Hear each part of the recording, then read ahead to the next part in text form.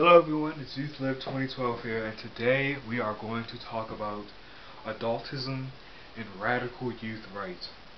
Now, actually, I think we should start with radical youth rights. Before this, I want to start with just a little clarification and a statement of general purpose.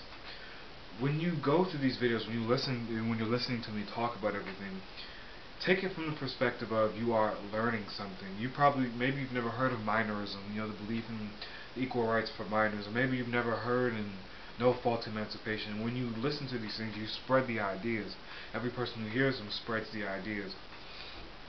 And so when we talk today about adultism, some of you may not have heard of it, but you've experienced it. I guarantee you have experienced it.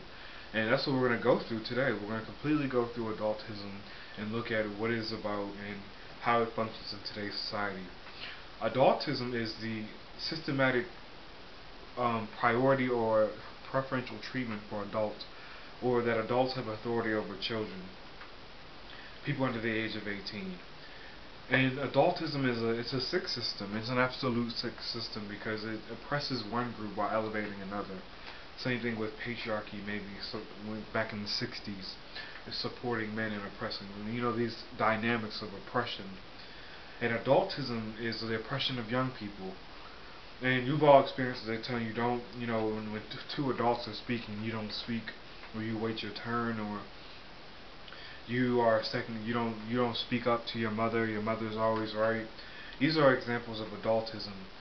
You don't question your parents. If your parents, you're supposed to obey them and be obedient to them. You see this type of adultism everywhere, and it's disgusting. And 50 years from now, we hope to make some very huge accomplishments in this area, but as of right now, adultism is alive and well in society. It's it's disgusting. So the way we confront adultism is through legal, economic, and social ways of fighting against this oppression of young people. And it starts by you having your children and teaching them that you are equal in this house. I may be guiding you as you get older, but you are equal. And if you tell me no, that's okay. And it starts with us. Our parents might have thought they had authority, but as my generation, let's say we don't have complete authority. We'll let our kids think for themselves, act for themselves. We'll guide them. I'm not saying that you just drop your kids off in the middle of a field and leave them. But you are a friend to your children. And I know a lot of days people say, oh, you're not supposed to be friends with your kids. You're the boss, they're the worker. You tell them what to do, they're supposed to do it. But that was the same attitude men had about women back in the 1900s, early 1900s, that the man just tells the woman what to do and she's just supposed to do it. And that's why we had a whole feminist movement, to get rid of that one type of authority. Now we're going to get rid of this other type of authority where adults are in control, they tell you what to do and you just do it. It's a sick system. But any sick system can be cured. It's not too late. And once again, it starts with a new generation saying, just because I'm a parent, or I'm a teacher, or I'm an adult, I don't have authority over a young person. They can speak, act the way they want, and it's natural. We allow people to act naturally the way they are. There'll be no more sexism, no more homophobia, no more racism. Because young people, when they grow up, they're naturally not like sexist or homophobic or racist. They learn these things from adults. There's no such thing as when you see a racist child, that is a racist parent playing into that.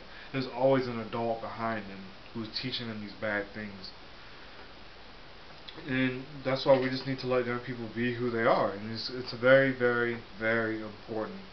And as we learn and grow, we create this discourse about youth rights. Adultism needs to be in the topic because it's a part of our lives. It's something that we live through. We experience on a day-to-day basis. You see a child getting smacked around and hit on, and people just don't do anything. They say, "Hey, oh, it's not my business," or B, that's the parents' right. Parents' rights. But it is everybody's business because violence is everybody's problem.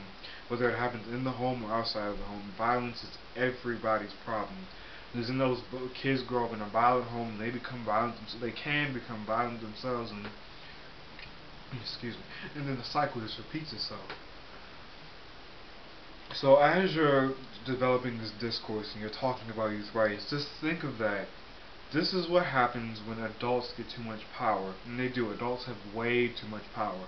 Parents, not all adults, but specifically, heterosexual parents have way too much power in this society.